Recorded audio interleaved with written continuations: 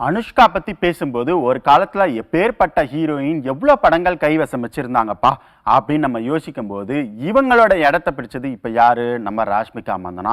அவங்க பாத்தீங்கன்னா அவங்க நடிக்கிற படங்கள் லிஸ்ட் போயிட்டே இருக்கு. ஏன்னா அவ்வளோ படங்கள் கமிட் ஆயிருக்காங்க.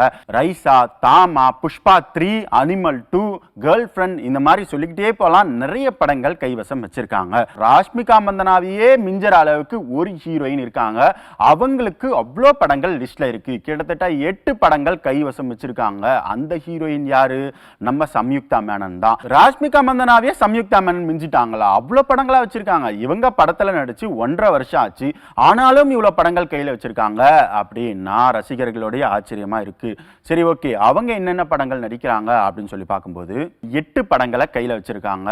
அந்த வகையில நம்ம பாலையா அவர்களுடைய அகண்டா 2, அடுத்து ராகவா லாரன்ஸ் இவரோட பாத்தீங்கன்னா பென்ஸ், அடுத்து பாத்தீங்கன்னா பூரி ஜெகநாத், விஜய் சேதுபதி இவங்க இணையற படமான நாரி நாரி, நாடுமா முராரி, ஹைந்தவா, மகாராக்னி, இந்த மாதிரி வரிசையா சொல்லிக்கிட்டே போலாம். அவ்வளோ படங்களை நம்ம சம்யுக்தா மேனன் கமிட் ஆயிருக்காங்க.